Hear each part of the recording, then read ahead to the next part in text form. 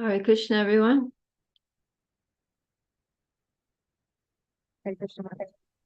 Mataji, Jai. please accept our humble obeisances.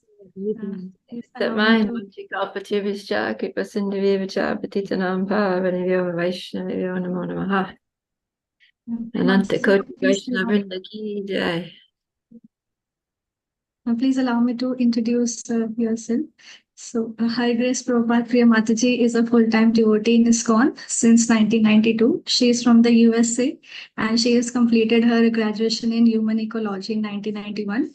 And she met devotees first time in Malaysia while she was on an international project.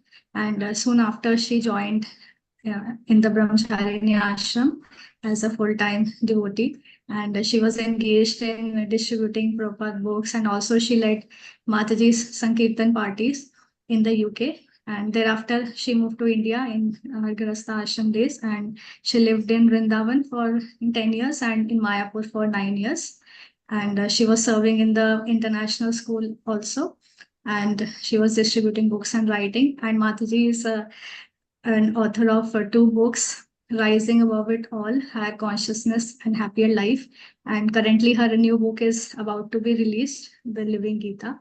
So, and recently in 2018, Mataji has entered Vanprastha Ashram and moved back to the USA. And she is currently residing at ISKCON Gainesville. And she is serving as the Educational Director Board Member and member of the Krishna House North America Strategic Planning Team.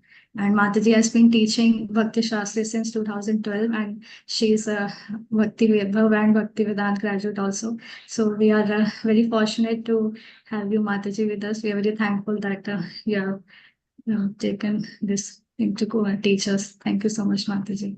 Over to you. Jai. Thank you very much for the kind introduction. And my pleasure to be here with all of you. This is the first class, right, for this Bhakti Shastri? Yes, Mataji. Batch? Yeah, okay, good. So, yeah, today we'll be covering the front matter of Bhagavad Gita. That means the preface and the introduction, and look at setting the scene. And then we'll briefly launch into chapter 1. Hopefully, that's a lot to cover in 2 hours, but hopefully, with Krishna's grace, we can we can do it. So let us start with the invocation mantras. If you don't know these mantras, you can find them in the very beginning of the introduction to Bhagavad Gita, starting with Om Jnana Timirandasya. We're going to recite exactly those mantras and exactly that sequence. So please follow along. If you're not, you just mute yourselves and you can recite together with me. Om Jnana Timirandasya Gyananjana Shalakaya Chakshuram Militandena Tasmai Shri Gurave Namaha Shri Chaitanya Manobishtam Stapitam Jena Bhutale Swayam Rupa Kadamayam Dadati Swapadantikam Vandeham Shri Guru Shri Yuta Padakamalam Shri Gurum Vaishnavamscha Shri Rupam Sagrajatam Sahagana Raghunatam Vitam Tam Sajivam Sadvaitam Savadutam Parijana Sahitam Krishna Chaitanya Devam Shri Radha Krishna Padan Sahagana Lalita Shri Vishakam Vitamscha Hey Krishna Karuna Sindhu Dinabandhu Jagatpate Gopesha Gopika Kanta Radha Kanta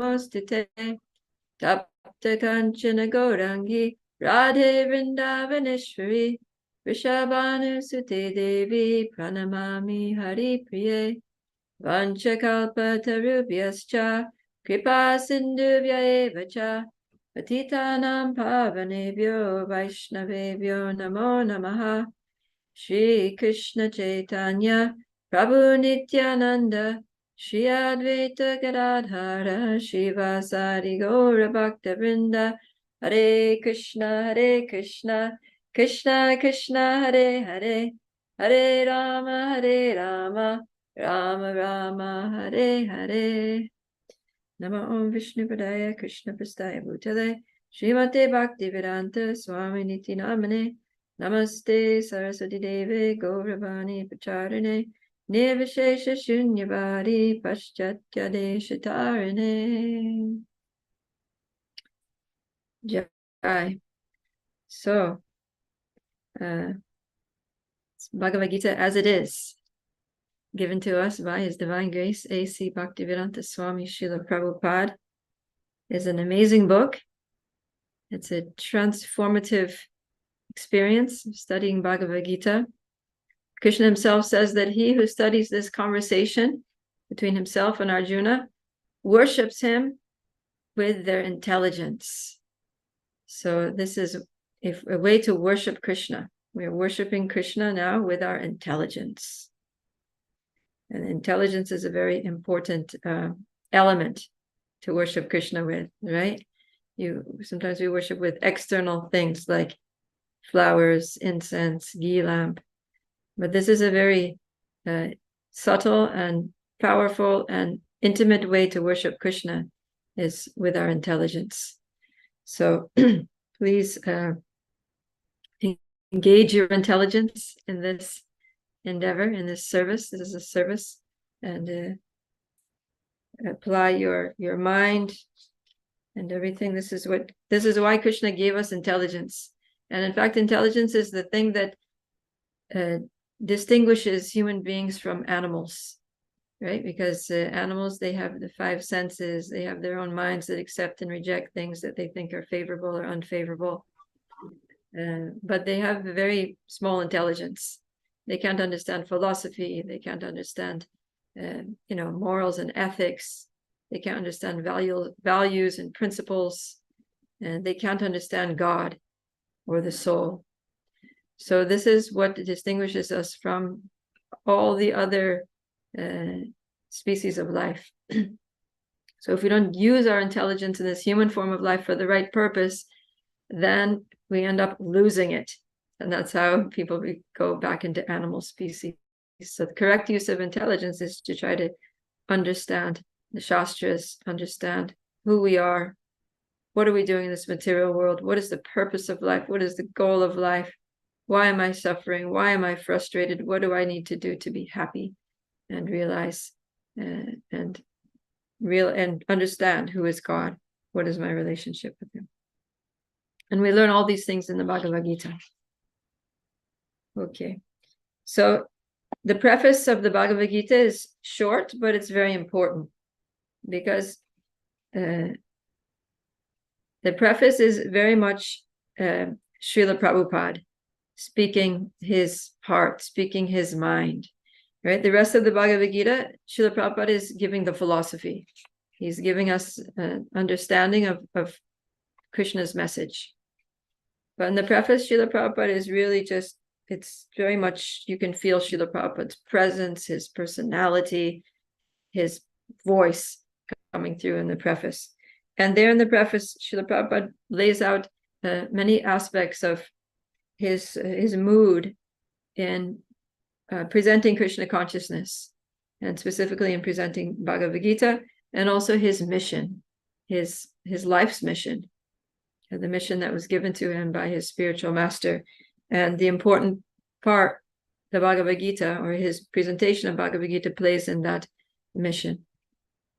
So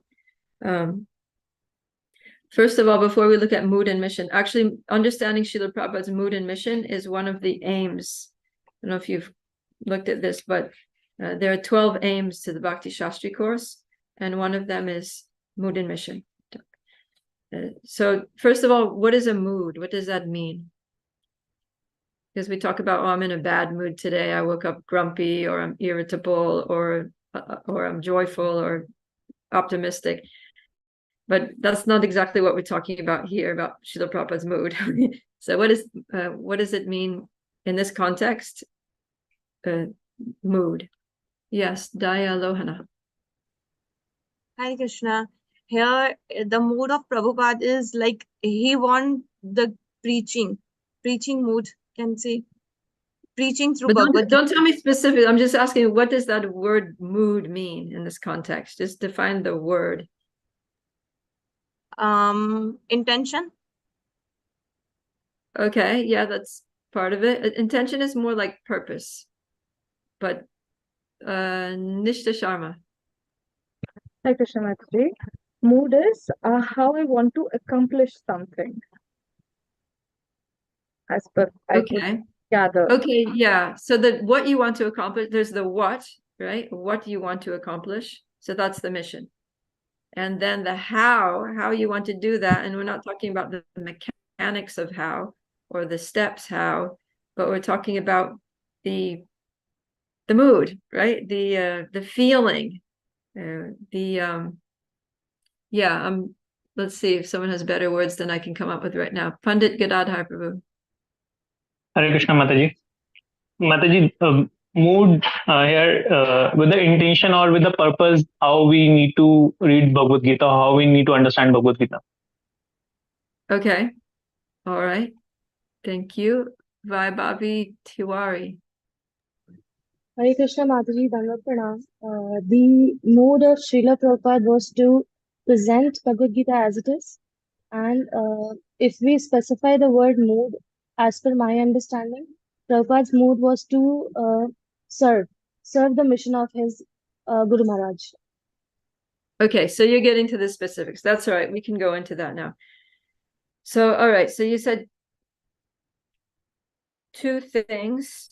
So presenting Bhagavad Gita as it is. So the mood there is that his mood was loyalty, right? Loyalty to Parampara, loyalty to Krishna. That he doesn't have a personal agenda. There's a mood of loyalty. There's a mood of selflessness, right? That I'm not giving my thoughts. I'm not presenting my personal philosophy of life. I'm presenting the teachings of Krishna through disciplic succession. Okay, good. Deepika? Hare Krishna Mataji. Actually, most of the things you've already told what I was about to say. But to the best of my understanding, and if we can see a particular word mood, means the emotional state of a person. Like mood, what exactly is the emotional state of person? And regarding this Srimad Bhagavad Gita as it is, what I understand is that Srilas Prabhupada's mood was to tell human what is the real goal of your life, because in today's society we see if we don't see Bhagavad Gita as it is, we don't understand our goal of life. We don't know what exactly we need to do, because we think that happiness is just what we are laughing, what we are enjoying, but it is beyond everything. These are the teachings of Lord Krishna, and the true self of what true motive of life of a human being. Okay, So, that's more of a mission, to teach people the goal of life. yeah, That's a mission. That's what you want to do, is you want people to understand the goal of life. But there's a mood behind that. You could say the mood is compassion. yeah, Because there's a mood of compassion. He feels, he says emotional state. So he feels compassion for people who are suffering and confused in this world because they don't know the goal of life. And because they don't know the goal of life, they're wasting their life. And so Prabhupada is feeling compassion. And out of that compassion, then arises the mission, right? To teach people the goal of life. Thank you. Jyoti? Hare Krishna Mataji. The word mood exactly here means the state of mind. So what I understood is his mood was, first thing was compassion, and also his mood was to fulfill his guru's mission, because he was in the mood of service. The whole Bhagavad Gita actually, what I understood, is written in the mood of service, because he wanted to serve his guru and he wanted to serve Krishna. So in order to serve his guru and Krishna, he wanted to actually represent Bhagavad Gita, actually what it was meant for, what it was actually said for. But the succession line was broken, and in order to give the succession line, whatever was said as it is, to all the people in the coming generation, he wanted to represent it and represent it in the same way as it was told. So that was his mood. So good, yeah. And where does he say that in the preface? Where does that mood come across? he's one line here, it was our only purpose is to present this Bhagavad Gita as it is in order to guide the conditioned student to the same purpose for which Krishna descends to this planet once in a day of Brahma. Okay, good. Yeah. So that's the mission, because he's saying my purpose, right? Purpose means mission, that he wants to present it exactly for the same purpose as Krishna descended. But yeah, but there's also a mood there, is a mood of not deviating, right? The mood of loyalty is coming through there, that Krishna had this purpose in his descent, and that's my same purpose. I don't have my own purpose here. I'm not doing this for me, I'm doing this for Krishna. Okay, yeah, so mood of service, that's nice. Bhavika Rohira. Hare Krishna Mataji. As per my understanding, I feel his mood is of love for everyone. That is, he's in love with everyone and to share the love for the humanity. And to distribute all the love that he has for his Lord Krishna. And this is what I feel. Okay, can you tell me a statement from the Preface as evidence for that?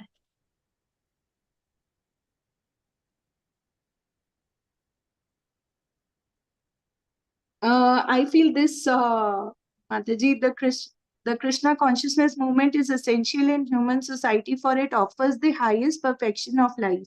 How this is so is explained fully in Bhagavad Gita. Okay, all right. So to enable people to achieve the perfection. Unfortunately, the mundane wanglers have taken advantage of Bhagavad Gita to push forward their demonic propensities.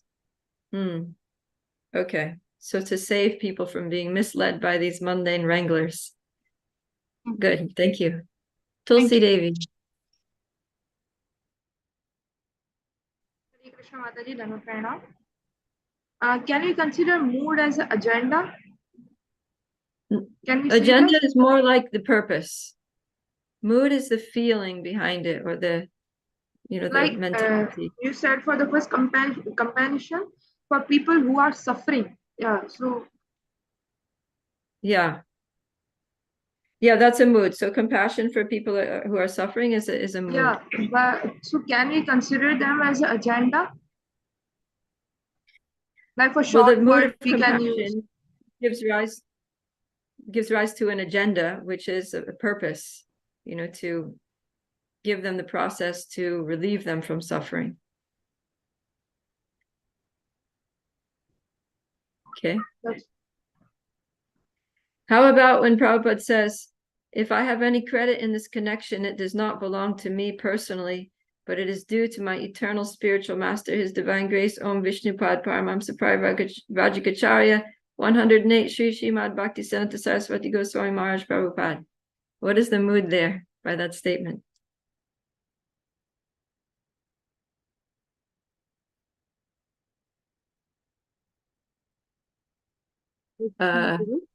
Shubham Bhardwaj. Yeah, Mataji, in this we can see that Prabhupada is being very humble at the moment. Yes. By offering whatever he has done to the lotus feet of his Guru.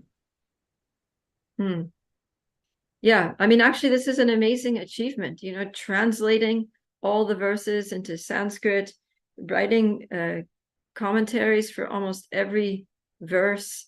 That's like a big achievement.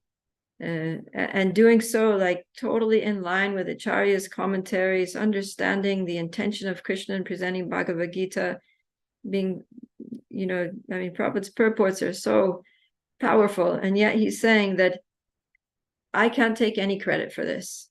If I've done anything good here in presenting Bhagavad Gita, or if I've done anything good in starting this Krishna consciousness movement, if I've helped the Americans, as Prabhupada saying that the fathers and mothers were expressing gratitude for leading the Krishna consciousness throughout the entire world. He's saying that if there's any credit in anything that I've done, it's not my own. I can't take credit for it. It's all due to the mercy of my spiritual master. Okay. And then he says the only credit that maybe I could take is that I didn't change anything. Is that I presented Bhagavad Gita as it is without any adulteration. Yeah. Okay, so those are some moods. There's another mood. What mood is there where it says towards the end? He says, even if one man becomes a pure devotee of the Lord, we shall consider our attempt a success. Vishaka. Did I you want think to answer this he's or in you a had another? Hare Krishna. Go ahead. I think he's in a selfless mood when he's quoting this line ke, if one student will be a pure devotee, his attempt will be a success. He does not crave for more, that I want to make more and more devotees. He's just happy in making one devotee as well. So he's in a selfless mood here, I guess. Yeah, so he's not ambitious to get many, hundreds and thousands of followers and all that. He's just thinking, well, human life is so valuable. If one person becomes a pure devotee, then I'll consider my life's work a success. Nishta. Hare Krishna Mataji. Mataji, the line that you have mentioned, maybe we can consider it under mood of service as well. Is it a possibility? Yeah, that I'm doing this for others. I'm doing this not to expand my own glories as a scholar or as a devotee, but I'm doing this for others. And Mataji, for one basic understanding, I wanted to confirm one thing because I was getting a lot confused in between mood and mission. So mood is basically the feeling which is behind a purpose. So there will be a purpose. We have to identify the mission, and on the basis of that, we have to find out the feeling or the state of mind behind it, right? Something of that sort. Usually the thing is that usually the mission arises from the mood, from our personal qualities, right? Like if you're a compassionate person, you're going to want to help others. If you're a humble person, you're going to want to glorify others. If you're a religious person, you're going to want to worship the Lord. So, depending on our mood, then we will naturally be oriented towards certain mission. Okay, any other moods that haven't been mentioned yet? Otherwise, we're going to move on to mission. Hanuman. Hare Krishna Mataji, please accept my obeisances. See, in this line where Prabhupada is saying that even if one man becomes a pure devotee of the Lord, we shall consider our attempt a success. So even the mood is like Prabhupada is showing dependence on Krishna. That if Krishna wants, he is not saying that I will make or have any followers. So that's what I feel is depends on Krishna. If Krishna wants, there will be follower or one pure devotee. But that is not the motivation for his hard work and compassion. Compassion is natural, and the mercy is constant. Yeah, that's nice. So that is my humble opinion. Krishna. That I'm presenting Bhagavad Gita, and I hope it's going to be well received. But ultimately, it depends on Krishna. And if even one person becomes a pure devotee, that's fine. That because the results are my part is to serve, to make the endeavor, and the results are up to Krishna. Okay, let's. Hare Krishna. Hare Krishna. Any other? I think we kind of covered the moods. Unless someone's burning to say a mood, let's go on to the missions. Deepika, did you really want to say a mood that hasn't been mentioned? Hare Krishna Mataji. Mataji, what I feel is like in this particular context, like Srila Prabhupada, like his mood is of positivity also in serving, because in future, like I can give you my example, like at my house, and there were Bhagavad Gita classes were going on, Bhakti Vriksha, and there were 30 to 40 devotees that were coming. But when these classes stopped, only 2 people were serious about after that. And this particular line gave me such an inspiration that because it only blessed people's really honestly comes to the path of Krishna consciousness. Others are like, no, it's not that everyone will come and join this. So his mood is of positivity, and that really give me a lot positivity in teaching also, that yes, it's okay. Only one or two, if one or two are coming, so that is more than sufficient. So we need to serve, and our mood should be serving and humbleness. Thank you, Mataji. Okay, good. So be positive and determined, but also be a little detached from the Yes. result. Okay, let's go on to mission.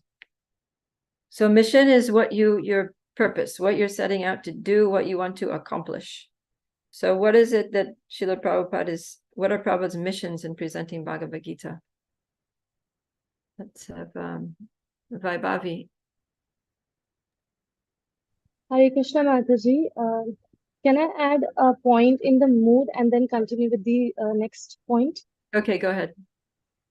Mataji, there's one line here that Supreme Personality of Godhead, as he was directly understood by Arjun. So Prabhupada also wanted us to understand Bhagavad Gita in the mood of Arjun. He wanted all the disciples to understand Bhagavad Gita as Arjun understood Bhagavad Gita from Sri Krishna. So we should have that mood as well. And moving forward to the other question, the mission of Prabhupada, it is also mentioned here that it is to present the mission of Supreme Personality of Godhead. And the other point which I want to add here is that Prabhupada says here that Bhagavad Gita as it is, anyone seriously interested in deriving benefits by studying the Bhagavad Gita must take help from the Krishna conscious movement of practical understanding of Bhagavad Gita under the direct guidance. So here he is also directing the disciples to the parampara, and he's also presenting the mission of Sri Krishna. Okay. Yeah, and he doesn't want us to just read Bhagavad Gita, but he wants us to connect with the society of devotees and practically apply the Bhagavad Gita in service in the association with devotees. Yes, good. Thank you. Dayalohana. Hare Krishna. The mission, I think there are two, three. I want to mention one, that is to make people realize about the real position. And okay, where does that is written, making realize position of living entity and the position of Krishna as Supreme Personality of Godhead. Okay. All right, good. Yeah, so to teach us who we are, who Krishna is, and what our relationship is. Great. Who's next there? Pandita Gadadhar. Hare Krishna. Mataji, as per the mission of Srila Prabhupada in stating this is to have the highest perfection of life for all, which is to satisfy the senses of the Lord. Okay, yeah, he says that, right? That happiness comes through serving the senses of the Lord, not through serving our own senses. Yes, okay, good. Thank you. What else? Nishta. Hare Krishna Mataji, in the preface, in the beginning itself, the first paragraph, somewhere in the middle, it is stated to establish the Krishna conscious movement more soundly and progressively, and then later on the next page of it, it is being again inferred upon to state to present the mission of the Supreme Personality of Godhead. Okay, great. Yeah, that's a really good one in the first paragraph, because when Bhagavad Gita first came out, it was very much abridged. I was looking, a friend of mine has a copy of that first Bhagavad Gita, the Macmillan one, where most of the purports are omitted and there's no Sanskrit, there's no word for words. So Prabhupada he was happy that the Bhagavad Gita was out there and by a professional, notable, renowned publishing company. But he was much more happy when it was like the whole thing, So, so because his mission was to establish the Krishna consciousness movement soundly and progressively. And he knew that in order for it to be soundly, solidly established, it needed a solid philosophical basis. And the basis would be the Bhagavad Gita. So that was his purpose. Yeah. Okay, good. Shubham. in this, we can see that it is written that our business is to present the will of Krishna. So presenting the will of Krishna, what Krishna wanted, not that of a mundane speculator or like politician and philosophers, but to present the will of Krishna. Okay, great. Yeah, definitely. Thank you. Hanuman.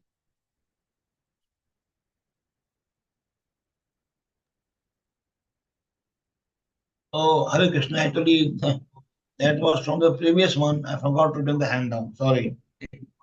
Okay. Oh, I see. You got two boxes there. All right. Hare Krishna. Devika. Actually, I have a camera, so it is mobile and Yeah, computer working together. Sorry. I understand. Hare Krishna Mataji. I think the mission of Srila Prabhupada was to connect the devotees, directly to Krishna, to know the real personality, the supreme God, as it is written in the preface as well. In the last paragraph, people in general, especially in this age of Kali, are enamored by the external energy of Krishna, and they are wrongly think that by the advancement of material comforts, every man will be happy. So to let them know the real happiness of life was the real mission of Srila Prabhupada. Okay, good. Thank you. We'll take a few more here. Keshavi Jayada.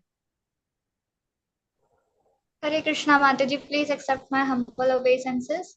The mood and mission of Srila Prabhupada was to preach and establish Krishna consciousness as it is without any personal motive. Okay, good. Thank you. Vaibhavi. Hare Krishna Mataji, I would want to add one more line here that Prabhupada's mission was to make everyone understand that we are not the living, we are not the body, we are the soul, and we are living entities. We are part and parcel of Krishna, and we should serve him only. So his mission was this as well, as per my understanding. Hare Krishna Mataji. Okay, thank you. There's also I'm just going to hint at some different things. So in, I think, the 5th paragraph, Prabhupada, he's talking about these mundane wranglers. And he mentions Mayavadis, Mayavadi speculators. So part of it, a mission, is to defeat the Mayavadis and mundane wranglers. Right? He talks, also in paragraph 3, he talks about Mayavadis, that anyone who tries to understand Bhagavad Gita from the Mayavadi point of view will commit a great blunder. So he wants to save people from committing that great blunder in their spiritual life. Because if they hear from Mayavadis, they'll be bewildered on the path of spiritual guidance and will not be able to go back home, back to Godhead. So, and we see that in Prabhupada's purports, he does this. Okay. And all right, something else. Let's take Sumitra Shakti. Hare Krishna Mataji. The mission, as discussed as many Vyasas, we have already told the mission of Srila Prabhupada. So one thing that I need to add is that Prabhupada want to take the conditioned soul out of the circle of birth and death. So that is mentioned here. Because he had the compassion in his heart, so he wanted to take us, like the conditioned soul, out of the circle. Okay, good. All right, we're going to have to wrap up this discussion because we have to move on. But good, we've come up with a lot of moods here and a lot of missions. So you can see that Srila Prabhupada's presentation of Bhagavad Gita was very purposeful. You know, he had a definite purpose, a goal that he's achieving in presenting Bhagavad Gita, and also that it's coming from a very deep his heart. It's coming from his heart, you know, that out of his personal compassion, his humility, his loyalty to Parampara, to his spiritual, his love for his spiritual master, his dedication to Krishna, and his purity in wanting to present the message as it is without any personal motive. So we're very fortunate to have this Bhagavad Gita as it is. There's so many versions of Bhagavad Gita that one could read and one could be bewildered by. And so we should consider ourselves very fortunate to have somehow or other, by the mercy of Krishna, got this book in our hands. Okay, so let's move on to the introduction. And the introduction is long, and there are many important points here. Hold on, I'm just gonna try to find some notes that I have. Okay, so one thing that's addressed in the introduction is the authority of Bhagavad Gita, because Srila Prabhupada wants to make sure that we understand why we should read this book. Because, you know, you can say it's spoken by God, but you could, you know, someone could say that about any book, or, you know, people can make up their own scripture or make up their own spiritual path and write a book. So why is this book of wisdom or this scripture more authoritative than anything out there? And so Srila Prabhupada starts off talking about how this Bhagavad Gita is also known as Gita Upanishad, is the essence of Vedic knowledge and one of the most important Upanishads in Vedic literature. So the idea here is that there's different categories of Vedic knowledge, and there's Shruti and Smriti. So Shruti means the direct Vedas, you know, the Sama, Rig, Yajur, Atharva Vedas, and their corollaries. So within those Vedas, there are different sections, and one section is the Upanishads, which is the more philosophical portion of the Vedas. So these the Shrutis are accepted by all groups of anybody who's following the Vedic path. Anyone who considers themselves under the Vedic umbrella, they need to accept the Shrutis. They need to accept the authority of the Vedas. And if they don't, then they're just considered basically atheists, according to Vedic followers. That was, you know, when Buddha came and he pulled people away from the Vedas, he rejected the Vedas, then Prabhupada said that they're considered Gnostics, or they're considered, you know, atheists, basically, because if you don't accept the Vedas, that means you're not accepting God, because the Vedas emanate from the Lord himself. So, and then the other category is Smriti. So Smriti means that it's the commentaries, or, you know, Shruti means that which is heard. So it's heard directly from the Lord, and Smriti means that which is remembered.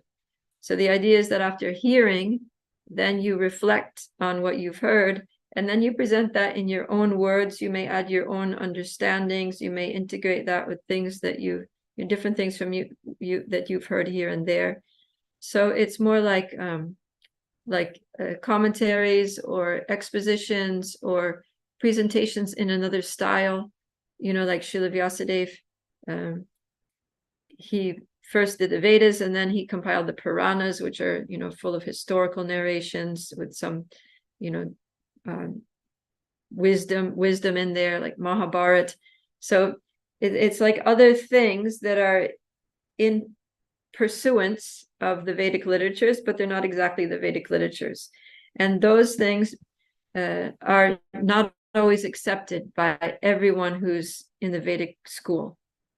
So, but although Bhagavad Gita is technically Smriti, because it's part of the Mahabharata, which is very definitely Smriti, but because it's spoken by Krishna himself, as the Vedas were emanated directly from the Lord, then it's considered to be as authoritative as the Shruti, as authoritative as the Upanishads, which are the most authoritative part of the Vedas, because they're the part of the Vedas that doesn't just give prescriptions for, you know, yagyas and worship this demigod for this material.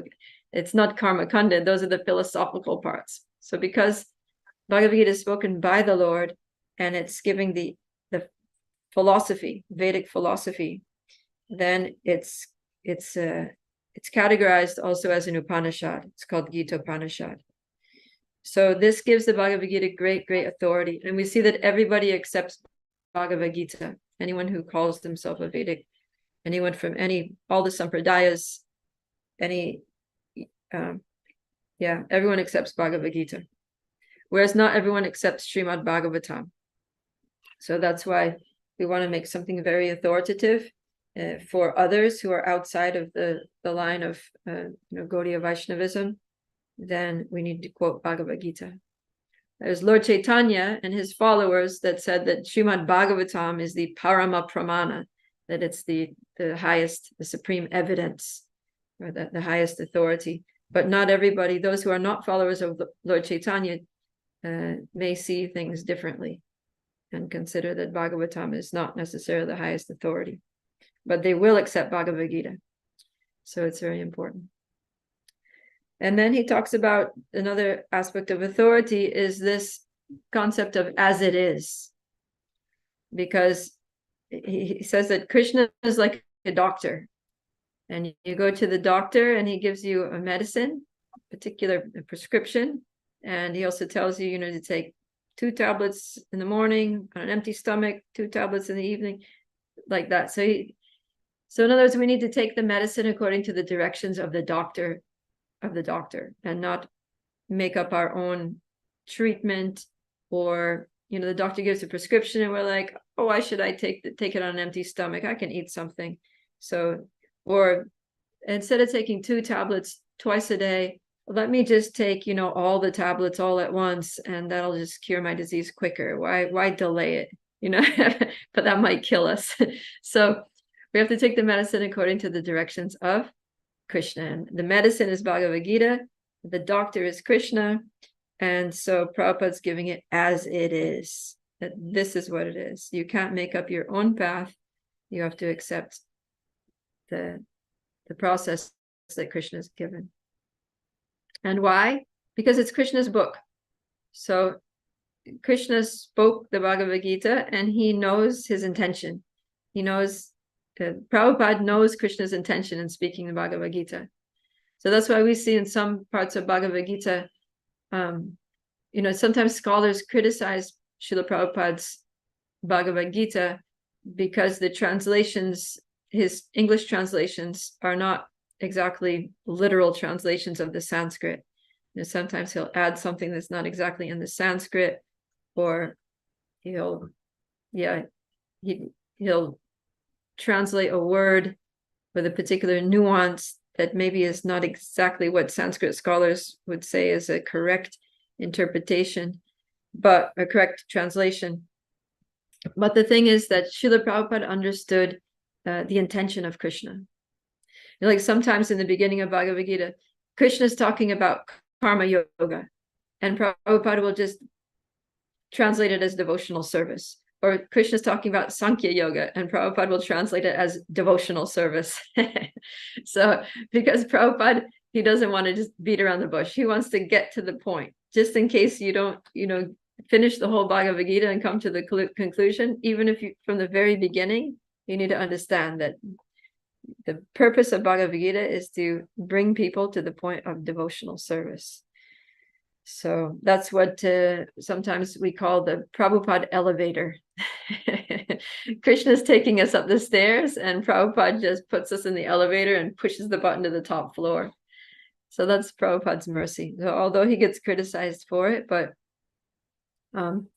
ultimately he knows that Krishna is pleased because that's Krishna's objective. Prabhupada understood the conclusion of Bhagavad Gita, and he just gives that on practically every page.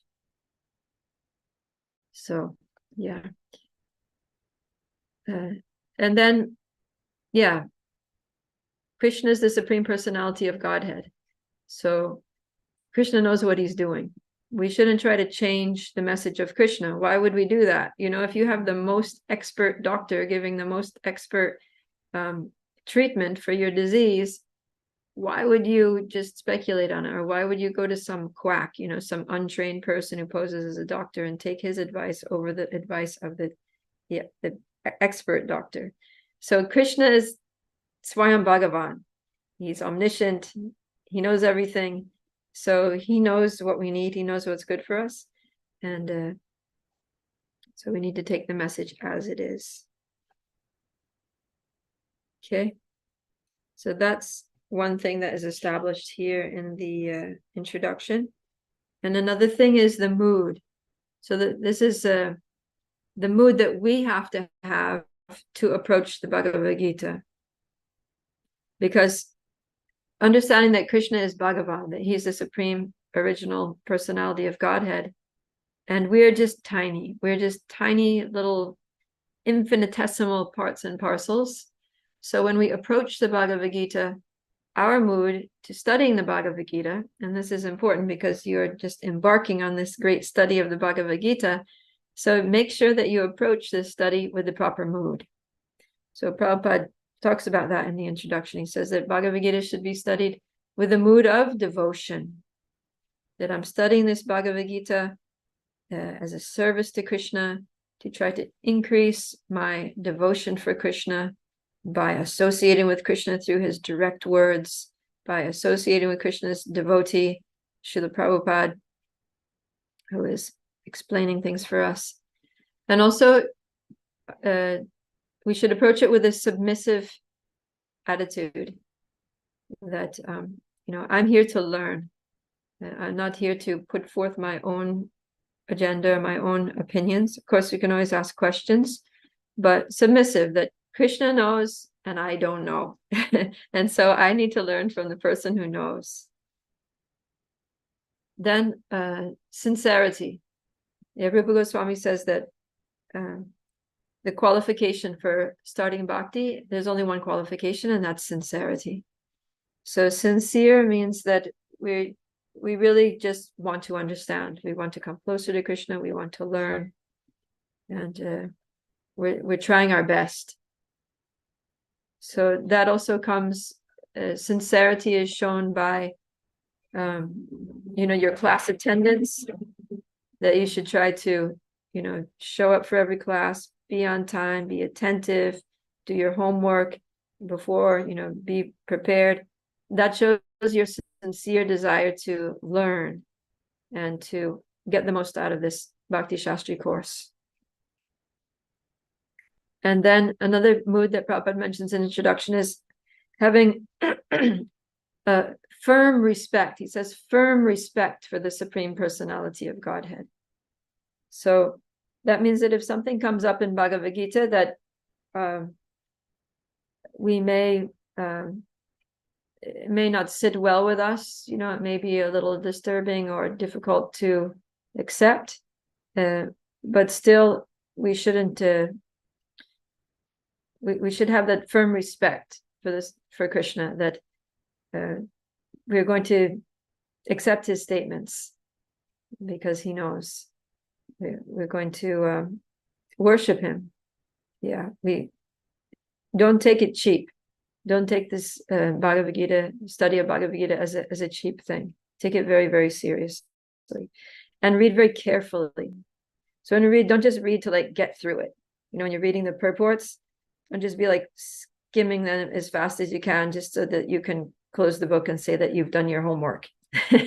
But read very carefully. Look at each line carefully. Maybe read if you don't understand something, go back and read it again. Read a sentence 2 or 3 times. Think about it, reflect on it, make some notes as you go along. If questions arise, note them down. Yeah, because that's another mood that we should have. Our attitude is to have an inquisitive mind.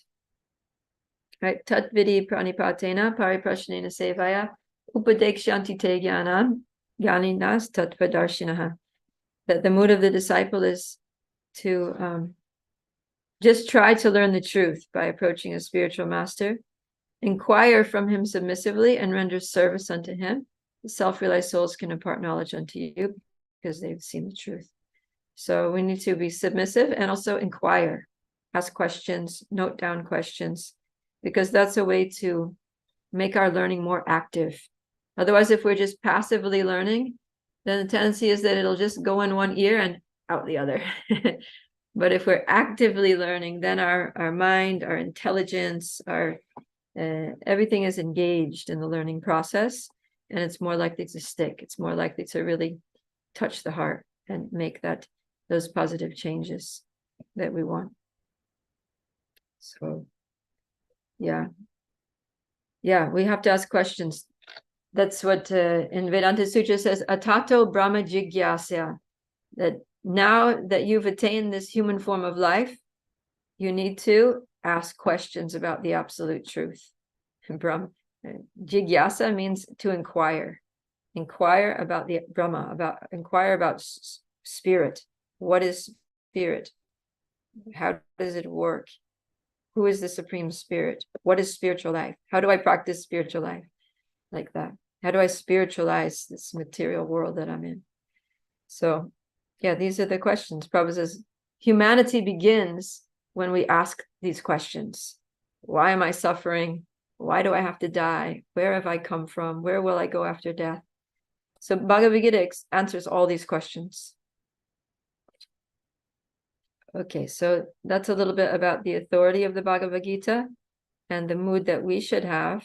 We talked about Prabhupada's mood in presenting Bhagavad Gita, and also now in our mood for approaching Bhagavad Gita. Any questions about the authority of Bhagavad Gita or the correct mood to approach Bhagavad Gita to get the most out of it? Yes, Jyoti. Hare Krishna Mataji. I just had one question regarding the mood. Here, I feel there is in the mood, there is one also mood of sorrow. Like here, how it is mentioned is like, unfortunately, mundane wranglers have taken advantage of Bhagavad Gita to push forward their demoniac propensities. So, what I understood is there is also a little bit mood of sorrow, like Prabhupada is feeling a little bit bad, like sorrow that why such things has happened, and like he wants to improve it like that. So just wanted to. Okay, good. Yeah, he's not just sad, he's disgusted. Yeah. He's totally disgusted with what these people have done to the Bhagavad Gita. Because he understands the importance of Bhagavad Gita and the authority of Bhagavad Gita. And that's why they use Bhagavad Gita for their own agendas, is because it has so much authority. Because everybody accepts Bhagavad Gita. So if you can somehow convince people that this is what the Bhagavad Gita is saying, then that means they have to accept it. So they take Bhagavad Gita and they try to insert their own position there, and try to make Krishna say words that Krishna never said. Try to put your own words coming through Krishna's mouth in Bhagavad Gita. And Prabhupada says it's just horrendous. You know, he's just disgusted with these people that in the name of Bhagavad Gita, they want to kill Krishna. Yes. Thank you. Right? Thank you. It's just horrible. Or in the name of Bhagavad Gita, they want to direct you towards some mundane pursuit. It's just criminal. And Ishopanishad, we learned that people who do that, they're the worst kind of people. You know, he said, actually, it's better to be an atheist than to preach materialism or Mayavad philosophy, to be a so-called religious leader and just mislead people. Because if someone is seeking spiritual life and they know that you're an atheist, they're just not going to hear from you. So you can't harm them. But if people are seeking spiritual life, they're looking for God, and you give them some totally bogus thing, then they're going to think they got the real thing. And then they're not going to keep looking. And that's going to be the end of their spiritual pursuit. And then they're just going to end up wasting their human form of life. Radhika. Hare Krishna, Maji, please accept my humble obeisances. Maji, just have a small question that when Srila Prabhupada mentions mundane wranglers, whom does he refer to? Does he refer to the scientists, or he refers to the politicians, etc., who are giving interpretations, who are commenting on the Bhagavad Gita? Mundane wranglers refer to what type of people? Yeah, so mundane wranglers means those who have some material purpose. Basically, yeah, like you mentioned, that politicians, that some politicians will say, they'll quote that verse from Bhagavad Gita that, one has a right to perform their prescribed duties, and where Krishna talks about work. to promote ideas like work is worship. So everyone go to the factory and work very hard and make that your religion. That's what Krishna is saying in the Bhagavad Gita. And the only reason they're promoting that is just to try to boost the economic position of the country. They don't care about people's spiritual lives. They just want to bring up the gross national product, right? So it basically just refers to anyone who is picking something out of Bhagavad Gita for their own material purpose. Exactly. Yeah. Okay. Yeah. Okay. Mundane means material purpose. Wrangler means that you twist the whole thing. You bring about I thought he's referring to the scientist and all who says that there is no God or life coming from matter and all. Okay. I mean, they can say whatever they want. Just don't use Bhagavad Gita to say it. It's when you start using Bhagavad Gita to say it.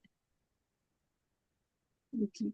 Or you could include also that scientist Oppenheimer, who invented the atomic bomb. And he actually quoted Bhagavad Gita saying that time I am destroyer of all the worlds, and I've come here to destroy all people. To justify the atomic bomb, saying that it's the representative of God. So people use Bhagavad Gita in all kinds of crazy demoniac ways. Yeah. Thank you, Mataji. And Mataji, what is meant by the corollaries of the Vedas? Corollaries means so usually they present this when you study Upanishad, but there's this chart of Vedic knowledge that shows all the smritis and all the shrutis, and so the corollaries mean there's the 4 Vedas, and then there are what's called the Vedangas, and those are there's manuals for pronunciation, for meter, and then there's also like corollary means related. Supplementary means like supplementary Vedic literatures, like there's Ayurveda, there's Dhanurveda, the art of war, or the knowledge of warfare, knowledge of health, medicine, like medical, those kinds of things. Astrology is also there, Jyotish, Jyotiveda. So those are corollaries. So Upanishads are corollaries, they are something apart from the Vedas, or there are section of the Vedas are called Upanishads? The Upanishads are the actual Vedas. Yeah, actually, if you take, for example, Samaveda, so there's sections. So there's some sections that are the mantras and prescriptions for priests to perform the yajnas, right? And then there's another section that is about there's one section that's like the I have notes for all this somewhere, but not in front of me. There's one section that's the mantras and the process for performing yajnas, Vedic yajnas. There's another section that's the ingredients and the paraphernalia that you need, and all the rituals for preparing the paraphernalia, how to secure the paraphernalia, how to purify the paraphernalia, like that. And then there's another that the qualifications of the priests and the people who are taking part in all these things, the purifying rituals and all that. And then the final part is the ultimate purpose. Yeah, because there's the lower purpose, which is, usually some material benefit. This is how the Vedas work, is that they kind of like hook people in, people who have material desires. They're like, oh, if you want this material thing, then perform this ritual to worship this demigod, and you'll get your material thing. So that it's a way to attract materialistic people to read the Vedas, to associate with priests or gurus who know the Vedas. But then in the course of that, then there are also the Upanishads that are in the same book, and the Upanishads will tell you that actually all these material things are temporary, and the demigods are not the Supreme Lord, and you're not your material body, so there's no point in doing these things. And the ultimate purpose of all of this is to gradually elevate you to the platform of spiritual understandings, where you understand that you're a soul and then the soul has a relationship with the absolute truth and all that. But it's a little bit hidden, and that's why Krishna says that most of the Vedas are just dealing with the subject matter of the three modes of material nature. And that's why Srila Vyasadeva wasn't happy after presenting the Vedas, because it's easy to miss the point in the Vedas, because most of it is about Vedic rituals and all the little details of that. And Upanishads are a relatively small portion of the Vedas. And as the priests in Kali Yuga, the priests get, because the priests are getting basically their engagements by materialists, so they don't emphasize those things. Also in Kali Yuga, the priests, they emphasize, oh yeah, do this and you'll get this material thing. They don't want to tell people these material things are temporary and you don't need it and all you need to do is chant Hare Krishna, because then they're going to be unemployed. Right? The Karmakandi priests, they won't have anything to do if everyone just, realizes that they're a spirit soul and they just need to chant Hare Krishna. So, Thank okay. you, Mataji. Thank you, Hare Krishna. All right, so let's go into the purpose. As indicated in the introduction, Prabhupada gives many purposes of Bhagavad Gita. What were some of the things that you came up with? And if you can give me some reference from the actual text, that's helpful. Nishta Sharma. There were few that I could gather. First one is to deliver mankind from the nescience of material existence. Further on, it has been extended by understanding and how to be a perfect human being. That is, to ask the question and to re-establish the real purpose of life when man forgets that purpose, to perfect the mission of human life. It is all there in the beginning itself. Okay. All right, good. Yeah. Thank you. Pandit Gadadhar. Hare Krishna, Mataji. So there are some which I try to gather from this introduction part. The first and foremost is to make us understand that we are not the supreme controller. And the second one is to purify material contaminated consciousness. And the next one is to understand that all the manifestations are due to different energies of Krishna. So there are a lot more. I wrote around 20, but yes, I'll leave this for the rest of the devotees. All right, good. Thank you. Yeah, I also have a long list. Thank you. Daya Lohna. Hare Krishna. Firstly, that is to make individual accept the fact that Krishna is the supreme personality of Godhead. That is the purpose of Bhagavad Gita. Great. Yeah, that's a most important purpose. Sumitra Shakti. The purpose is to understand that Lord is both the creator and the enjoyer, and the living entity being the enjoyer, but a cooperator. Lord is both the creator. Good. All right, so we have to cooperate with the Lord, not try to compete with him, trying to be the controller and enjoyer. Shubham. Because the old paramparic succession was broken, so to re-establish the succession, the paramparic succession. Okay. So he gave the Bhagavad. All right, thank you very much. Tulsi Devi. Hare Krishna. The main purpose from my side is that we are to tell the difference between material world and spiritual world. Okay. What really is. Yeah. All right. So to know the difference between matter and spirit, material world and spiritual world, and how do we fit into that? Good. Vaibhavi. Hare Krishna Mataji. On page number 6, in the second last paragraph, it is mentioned that Lord Krishna descends specifically to re-establish the real purpose of life when man forgets the purpose, that purpose. So, to my understanding, the Bhagavad Gita's real purpose is to make us understand our position, our relationship with Krishna, and our mood to serve Sri Krishna and the parampara. Hare Krishna. Hare Krishna. Thank you. Deepika. Hare Krishna Mataji, Dandavat. Mataji, on page number 5, it is mentioned like the purpose of Bhagavad Gita is to deliver mankind from the nescience of material existence. Like as the human in this age of Kali are having lack of knowledge.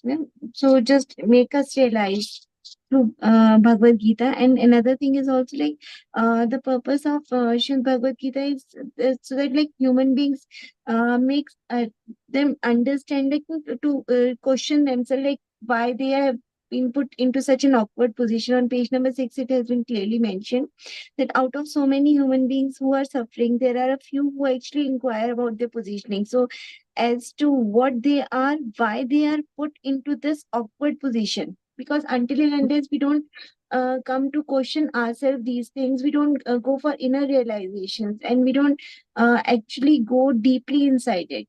So ma'am, thank you, Mataji. That's it. Okay, good.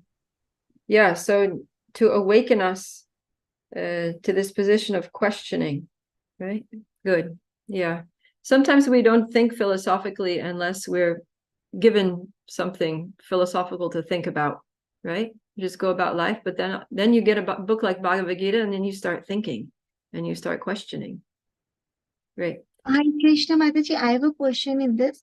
Like it has been in English, what we say, Atato Brahm Jigyasa. Atho Brahm Jigyasa or Atato Brahm Jigyasa? What we say? In English?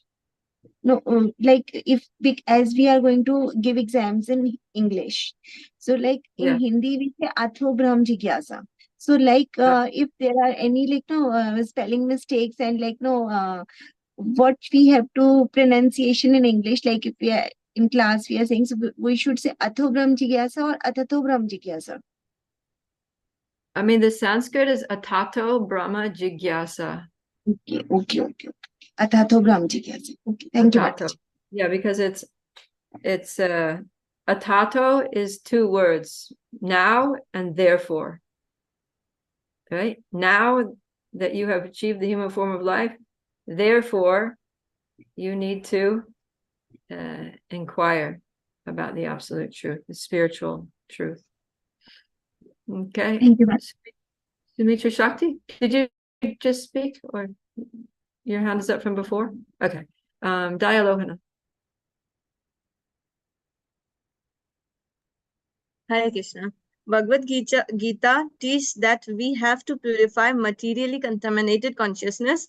In pure consciousness, our action will be devoted to will of Ishvara, and that will make us happy, not by ceasing our activities, but rather by purifying activity, that is called bhakti.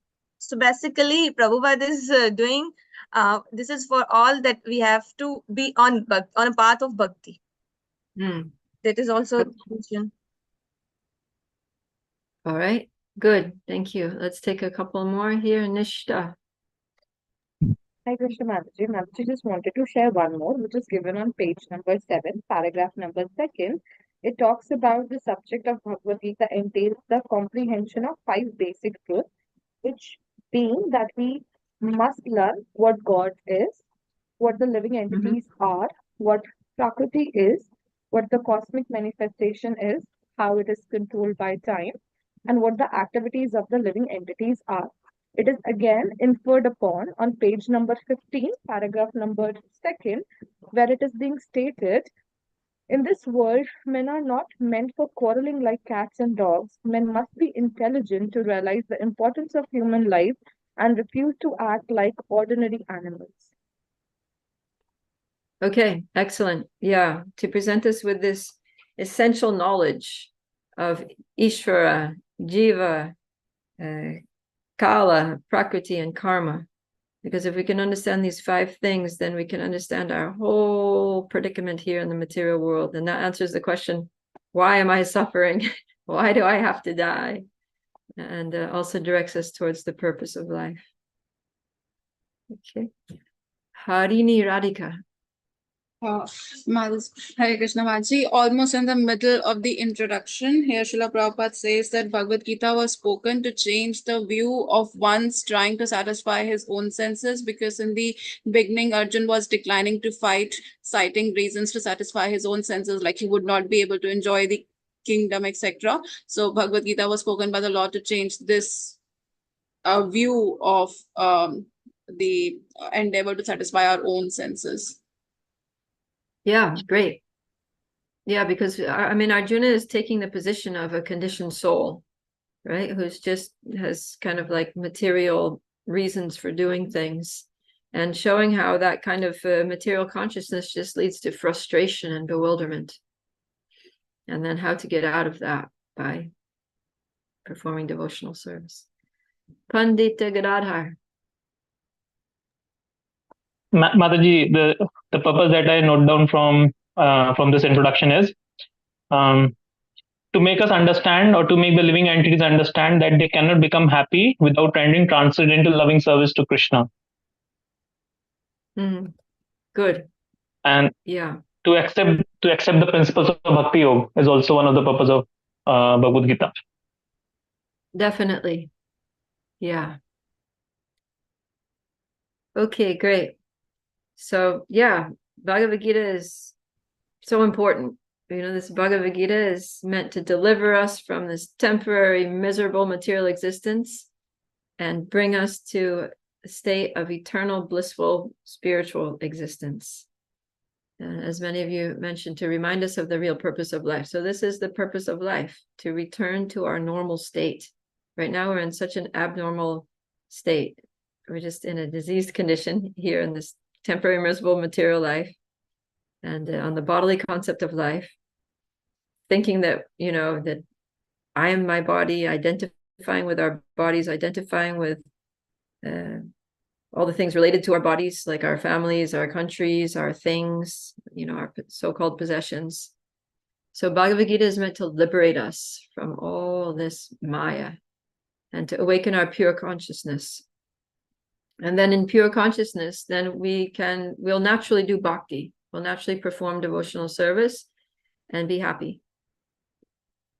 But as long as we're in contaminated consciousness, thinking I'm the enjoyer, I'm the controller, then we're going to be in trouble. So Prabhupada points out that this pure consciousness, that one of you mentioned this, that pure consciousness means I'm not the controller, I'm the cooperator. It's such a nice way that Prabhupada puts it, that I am the cooperator, that I am working with Krishna. I'm not competing with him, I'm cooperating with him. And he uses that analogy that just like a part of a machine, that when the part of the machine works for the whole machine, then everything is good. When the parts of the body all cooperate to serve the whole body, then the body is healthy and functions nicely. So in the same way, when we, all of Krishna's parts and parcels, cooperate with him, the supreme whole, who includes all of us, because he's the absolute truth, which encompasses everything and everyone, then everything becomes harmonious and balanced and blissful in our lives. So, yeah.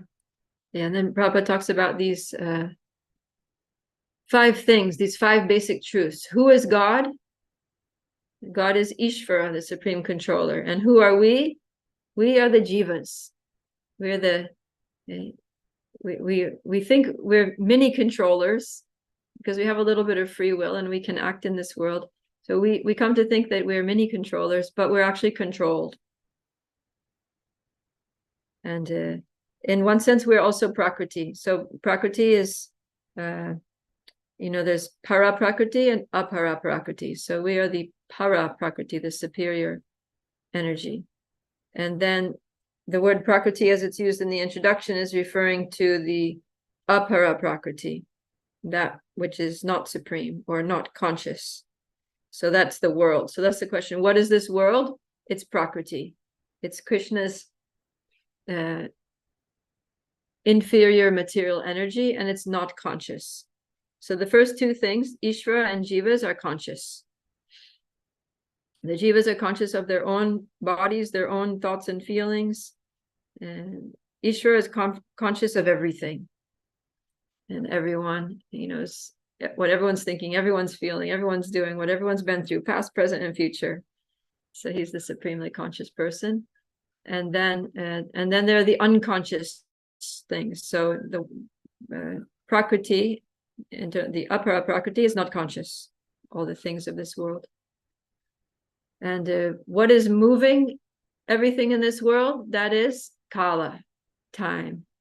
Time is that force. It's also an energy of the Lord. It's an impersonal representation of the Lord, which moves everything, which puts everything into motion from the beginning of creation. Right? At the time of creation, there's just the pradhan, there's the unmanifested state of all the three modes of material nature. There's the potential for something, but it's just sitting there. It's just dormant. And only when the Lord glances on the pradhan, then he within his glance is the Kala Shakti. The Kala Shakti is his energy in the form of time, which makes everything spring into action, which starts transforming. So then pradhan becomes Mahatattva, and then the modes of nature become manifested and active, and all the ingredients start transforming in different ways to produce everything in this world eventually.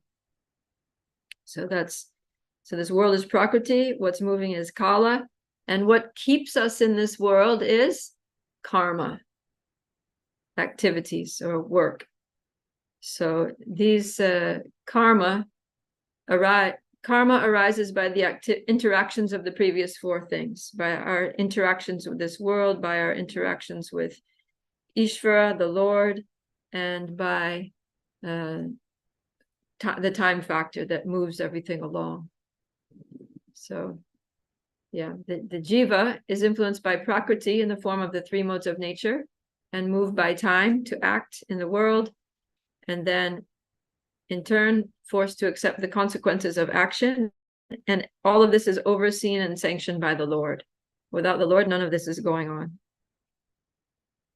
So here we see there's the interaction between these five things, and how there's also a hierarchy. The Lord being the super consciousness, the jiva being conscious but limited, and also the Lord's consciousness is always pure and transcendental, whereas our consciousness, we have pure consciousness, but in the material world it's covered. So it's like a good way to understand conditioned consciousness of the jivas is that, like a traffic light, on the road there's the light with red, yellow, or green, but inside, if you go inside the traffic light, it's just a white light bulb. So it's just pure white light actually. But then according to whatever filter or screen that light passes through, it comes out red, or it comes out green, or it comes out yellow. So in the same way, because we become covered by material contamination, our consciousness becomes contaminated or covered by the influence of the three modes, then our consciousness, our pure consciousness comes out colored by material nature. Okay, and the process of bhakti removes those filters, removes the covering, so that we can return to our pure consciousness.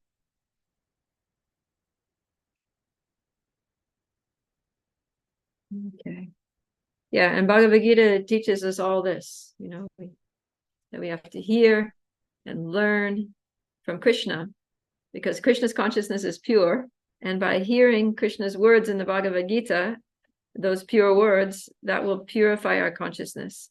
Like in Ishopanishad, it said that Krishna he's not just pure, but he's also purifying.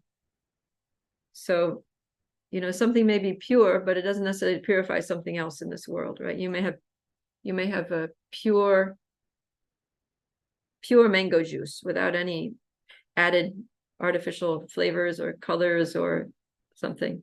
And then you have some really cheesy, like chemically manufactured, artificially, it's basically water, sugar, artificial coloring, artificial flavor, mango drink, right? So the pure mango juice doesn't make the artificial imitation mango juice pure, because material things don't do that, but spiritual things do. So Krishna's words, although our consciousness is impure, but when we associate with Krishna's pure consciousness by studying his words in the Bhagavad Gita, then our impure consciousness becomes pure. That's one of the special features of Krishna, of Krishna's consciousness. So Krishna's consciousness makes us Krishna conscious. So, yeah.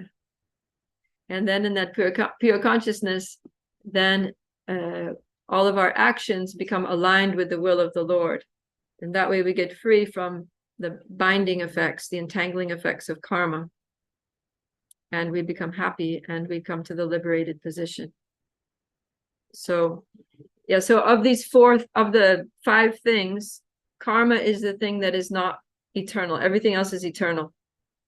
You know, Prakriti goes through its cycles of creation, maintenance, and dissolution, but the cycle itself is eternal, and therefore Prakriti is eternal. It's not a false thing like Mayavadis say. They say, Jagat Mithya, that this world is false. It's not false, it's Krishna's separated energy, so it's real, but it's always changing in that sense, because it's always in flux. It doesn't have a eternal constitutional situation. Whereas we become covered, but we don't become changed, because the soul is unchangeable, immutable, and always the same, Krishna says in the Bhagavad Gita. So we're always the same. We're never changed. Soul's never destroyed, not cut to pieces, not burnt to ashes, not withered by the wind, not moistened by water. But Prakriti can be changed by all these things. But it always exists in some way, shape, or form. Whereas karma, it's not eternal. So we have, all kinds of karma, but karma can be destroyed by devotional service. And so Bhagavad Gita teaches us how to get free from our karma. Okay, we got here. So also from the introduction, we see that one purpose of Bhagavad Gita is to help us realize the personal feature of God. The Krishna is Bhagavan, right? It starts off with, well, it doesn't start off, but when Krishna starts speaking, then it's Shri Bhagavan Uvacha. So we know that we're hearing from Bhagavan, and it takes us beyond Brahman, beyond Paramatma.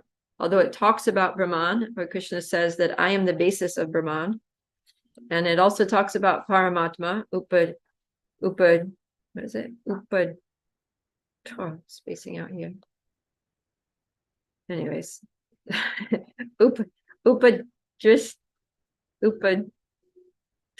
Upadikshantam. Anyways, that verse from chapter 13, where he talks about the Paramatma, that he's the overseer and the permitter. He's situated in the heart. He's directing the wanderings of all living entities. But that's just a partial manifestation of Krishna. And then another purpose of Bhagavad Gita is to impart the essence of Vedic knowledge. And that essence of Vedic knowledge is complete and infallible. In other words, it's free from the 4 defects. So every other kind of knowledge that we get in this world is defective. Because if it's produced by human beings, then human beings they make mistakes, they have a cheating propensity, they have imperfect senses, and they have a tendency to be illusioned. So whatever human beings produce is faulty due to these 4 defects. But knowledge from Krishna is infallible because Krishna is infallible. And it's perfect because Krishna is perfect. And it's complete because Krishna is complete. So Bhagavad Gita gives us this kind of knowledge that is aparosheya, that's not man-made, that comes from the supreme Adi Purusha. And then Bhagavad Gita also teaches us the process of how transcendental knowledge is received. And that is through disciplic succession, evam parampara praptam, and without interpretation. As soon as there's interpretation, the parampara becomes broken, and then Krishna needs to come again to reestablish the principles of religion, to restart the disciplic succession. Another purpose of Bhagavad Gita is to save us from having to toil in this world like animals, Prabhupada says, because it shows us how to work for Krishna according to our varna, and that way get free from all kinds of karma and all kinds of fear. So Bhagavad Gita is very practical, because Krishna understands that we, as souls, our nature is to be active. We have to work in this world. So, but don't work like an animal. work like a human being. And what does it mean to work like a human being? It means, first of all, understand your nature, understand your varna. Like Arjuna was a Kshatriya, so he has certain proclivities, certain tendencies, and certain duties to perform as a Kshatriya. So act dutifully according to your varna, and do that for Krishna. And if you do that, then you'll be free from karma, and you'll be free from fear, and you'll be free from all kinds of miseries. So then another thing that Prabhupada talks about here in the introduction towards the end that's really ecstatic is Sanatan Dharma. So Bhagavad Gita shows us how to perfect our lives through the non-sectarian process of Sanatan Dharma. And Prabhupada makes the point that this is not, in Bhagavad Gita, Krishna is not giving us a religion, because religion can be changed. You know, you can convert your religion or your type of faith. You can, from a Christian, you become a Muslim. From a Muslim, you become a Hindu. From a Hindu, you can become a Muslim. Like you can just change your religion. So he says, Krishna is not giving a religion. He's not giving a kind of faith. He's giving Sanatan Dharma. He's reminding us of our eternal, essential quality, the quality of the soul, which is to serve. Yeah. And he says that we are Sanatan. The Sanatan means eternal. So he says that the Sanatan living entities, the eternal living entities, perform Sanatan Dharma, the eternal activity, that which is eternally integral to us. And the result of that is that we revive our Sanatan relationship, our eternal relationship with the Sanatan personality of Godhead. And we go to the Sanatan Dham, the personal eternal abode of Krishna. So I really like that, how Prabhupada lays that out, very clear, that we're dealing with eternality here. We're not dealing with temporary things of this material world. This is the eternal knowledge that's going to help you. So yeah, the Sanatan living entities perform Sanatan Dharma to revive our Sanatan relationship with the Sanatan personality of Godhead, and go to the Sanatan Dham. Hold on, I just have to tell these people to talk quietly. Hey, can you guys not yell because I'm teaching class right over here? Thank you. Sorry, devotees are doing some service there right outside my window. Okay. What was I talking about? Oh yeah, Sanatan. So the Sanatan things. And yeah, so when we focus on the Sanatan thing, then everything else can fall away. All the temporary things can fall away. Like if you're an eternal being with an eternal goal, why would you worship demigods for getting promoted in this material universe? Why would you want to go to a temporary material planet, even if life is good there? It's all just temporary. It has nothing to do with the eternal soul. Why would you indulge in lust? You know, which just creates false designations and attachments and keeps us stuck in the material world. So this principle of Sanatan Dharma is very important. And Bhagavad Gita explains what is the destination after death and how to attain that supreme destination by remembering Krishna while we leave our bodies. And it also teaches us how to absorb our body, mind, intelligence, and Krishna consciousness with faith and devotion. And Krishna emphasizes that is the highest yoga. Again and again. And he also encourages us in Bhagavad Gita. Krishna encourages us that this process is easy. It's not that difficult. And it's open to all classes of people. Anyone can do it. Women, Vaishyas, Shudras, even those born in sinful families, what to speak of the Brahmins and the righteous kings. Anybody can do bhakti, and anyone can make spiritual advancement, and anyone can go back to Godhead by this process that Krishna is giving us in the Bhagavad Gita. And that's why it's the highest yoga, because it's the yoga which takes the broadest amount of people, in other words, everyone, to the highest place. Goloka Vrindavan. Okay, then Srila Prabhupada concludes the introduction by citing the Gita Mahatmya. Does anyone know who wrote this Gita Mahatmya? It's very interesting, actually. It was written by Shankaracharya, the Acharya of the Mayavadis. So it shows that Shankaracharya, he wasn't actually a Mayavadi, although he had that service to teach Mayavad philosophy, but he's actually an incarnation of Lord Shiva, who is the greatest Vaishnava. So here Shankaracharya in this Gita Mahatmya, he's coming out of the closet with his Vaishnavism. And he's glorifying the Bhagavad Gita, saying that if one follows the instructions of the Bhagavad Gita, one will attain the abode of Lord Vishnu, which is free from all misery and fear. That reading Bhagavad Gita frees one from all the reactions of past misdeeds. That hearing Bhagavad Gita is like bathing in the Ganges, which cleanses us externally and internally. And then he says that since all perfection can be attained by attentively and regularly hearing and reading Bhagavad Gita, which is spoken directly from the lotus mouth of Krishna, there's no need for any other Vedic literature. One who drinks the Ganga water of Bhagavad Gita, which is the essence of the Mahabharata, spoken by Krishna himself, never takes birth again. And then he has, in the second to last verse, he has this really nice, he uses this nice metaphor that Bhagavad Gita is the essence of the Upanishads, just like milk is the essence of the cow.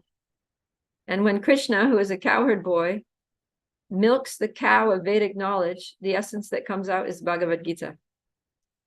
And Krishna, that cowherd boy, he first of all gives the milk to his calf, Arjuna. So Arjuna is the calf. And then he distributes it to all of us, just like when a milkman is when he's time to milk the cows, first they'll bring all the calves. So they put the calves there to start sucking milk. And then at some point they take the calf away and then they milk, because the calf gets the milk flowing. And then after that, other milk goes to everybody in the community. He sells that milk to all the devotees. So Krishna is the calf, he gets the milk flowing.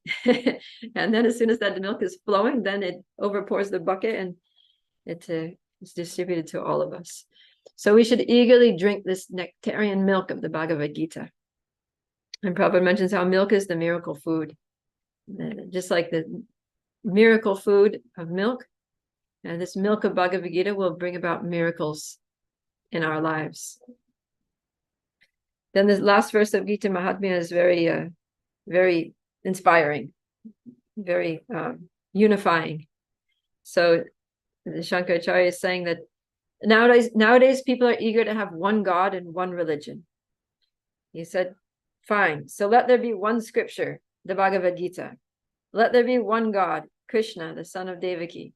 Let there be one mantra, the chanting of his holy name.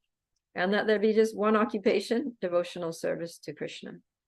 So it's kind of a visionary, ends with this visionary statement. And we can just imagine that, you know, we're heading into a golden age of Krishna consciousness.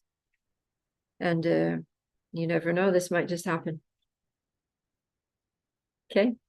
So then Prabhupada just ends with the disciplic succession there, the whole list from Krishna all the way down to his own spiritual master. And of course, that's continuing with Srila Prabhupada and his disciples and their disciples and their disciples. The disciplic succession continues like that as an eternal transcendental chain. And yeah, Srila Prabhupada had emphasized that this knowledge of Bhagavad Gita needs to be received in parampara. So that's why this knowledge needs to be received in parampara. And here is the parampara that I'm in, just to show you that I'm bona fide, I'm connected, and therefore Srila Prabhupada is qualified to deliver this knowledge and to comment on the Bhagavad Gita. Okay, so that's the introduction. A lot of purposes there, a lot of really important points there that are going to be touched on again and again as we go through. Pandita Gadadhar Prabhu. Yes, Mataji, I have two questions, Mataji. Can I ask? Yeah. Okay, so Mataji, we talked about the 5 components, Ishwar, Jeev, Prakriti. Out of these, Ishwar and Jeev is conscious, Prakriti is not conscious. So what about the Kal and the Karma? Are they conscious or not conscious? Not conscious. Both of them? Yeah. Yeah. Only the Ishvara and Jiva are conscious. Kala is the energy Okay, of the Mataji. Lord. Impersonal energy of the Lord. It's just directed by the Lord. And karma is more like a system that just takes place under the direction of the Lord also. Jyoti? Okay. Mataji, I have another one. Sorry. Oh, another one. Sorry, go ahead. Yes. And Mataji, in the disciplic succession, it was stated that Krishna stated or give the Updesh of Bhagavad Gita to Arjuna. But we find that the Arjuna's name is not there, not even the sun god. So how to understand that? Yeah, because Arjuna was a Kshatriya, he wasn't a teacher. So the names that we have listed here, actually there's many more links in the disciplic succession, but it's giving only the acharyas, the main prominent links. And all of these were teachers. That's what it means to be a guru or an acharya, is that you're also a teacher. So Arjuna was not a teacher, he was a fighter. So he was given Bhagavad Gita, but he didn't pass it on, or he might have, shared it with a few people, something that he learned but he wasn't like an acharya, like a big teacher of Bhagavad Gita to become, recognized like that. You see almost everyone here, they're like Brahmin scholars, teachers. They're not Kshatriyas. But the Kshatriyas had to be taught the disciplic succession, but because there wasn't a suitable teacher on the planet to teach Arjuna, then Krishna had to teach him. But he wasn't expecting Arjuna to continue the disciplic succession. He was just expecting him to act and rule on the basis of the knowledge he was given. Okay. All right. Yes, Mataji. Thank you. Mataji, I have one question. Like here in the Gita Mahatmya 3, it is given that if one takes a bath even once in the sacred Ganges water of Bhagavad Gita, for him the dirt of material life is altogether vanquished. So I'm not able to understand the mood here, because like here it is written like even once, because many people have read actually Bhagavad Gita once, but because they have not listened to it through the right authority, they didn't understand it, and afterwards they'll forget also. So that's why I just wanted to understand the mood of this line. Yeah. Well, I mean, first of all, they have to read the Bhagavad Gita as it is, right? Not some other version. And the other thing is that, it's the beginning of the end of their material existence. When someone reads the Bhagavad Gita, Krishna takes note, right? Krishna reciprocates with their worship, right? They're worshiping him with their intelligence, taking the time, making the sacrifice, because it's a yajna. You have to put aside other things that you might want to do to sit down and read Bhagavad Gita. So Krishna appreciates that, and he reciprocates by helping us in our spiritual lives. But the path is long, and sometimes there are reversals on the path. So it may be that somebody who read the Bhagavad Gita, they might go back to some material things. So it looks like, they still have contamination there, but it's the purifying process has started. And so after reading Bhagavad Gita, even if you go back to material life, you're not going to experience material life like someone who's never read Bhagavad Gita before. That Krishna is going to give you an experience of life that's going to show you that what Krishna said in the Bhagavad Gita is correct. That it's miserable. That from the highest planet to the lowest, every situation in this material world is miserable without Krishna. Whereas someone who's never read Bhagavad Gita is not necessarily going to come to that realization. Thank you, Mataji, for sharing your realization. Okay, Nishta? Hi, Krishna Mataji. Mataji, due to network issues, I could not hear the concept of Kal a little better. And when you answered for Prabhuji's question I could not get the word. Connected one energy associated to Kal. I could not catch the name of it, Mataji. I was just saying the Kala Shakti. That is the energy. Yeah, I was just talking about time. Kala and Kala Shakti is the same thing. Just Kala Shakti is helpful to understand that it's one of Krishna's energies. Thank you, Mataji. Okay. Harshika. Hare Krishna Mataji. As you said that we are jivas and we are eternal, but you also said that Prakriti is also eternal. But Prakriti undergoes a cycle of maintenance and dissolution. So Prakriti is destroying here. So why are we saying that Prakriti is eternal? The thing which is getting destroyed, we can't say that is eternal. Well, the thing is that it doesn't really get destroyed. It just gets withdrawn. Okay. Right? It gets withdrawn, and Pradhan is always there. And it's like in the Bhagavatam, the example is given of the spider. You know, that spider spins a web and then withdraws the web back into its body. But that material from which the web is made is always there. Just sometimes the web is manifested and sometimes it's not. Okay, so Prakriti is eternal just like us. Prakriti is eternal, not exactly just like us, but yeah, we are eternal and Prakriti is eternal. Okay, thank you. But Prakriti is eternal in this world, we are eternal, and we have an eternal home in the spiritual world where Prakriti doesn't. Okay. All right. Okay, so we were supposed to actually start chapter 1 and look at the context here of Bhagavad Gita. So I'm assuming most of you, if not all of you, are very familiar with the Mahabharata and all the situations that lead up to the Bhagavad Gita being spoken, right? Is that a safe assumption to make? I know in India, many of you grow up hearing Mahabharata stories from the time you're 2 years old, from bedtime stories and right? That kind of thing. So that's good. You have that advantage, which is really nice because, we're going to hear a lot of names here in the beginning of Bhagavad Gita, that if you have no familiarity at all with any of these names or any of the circumstances, then they just kind of like, they're just difficult to pronounce foreign names, Whereas if you know Mahabharata very well and you hear these names, it's like, it brings up some memories of, oh, that person did this, that person did that, or this person, you kind of like start getting excited about what's about to happen and who's involved. So that's good. Yeah.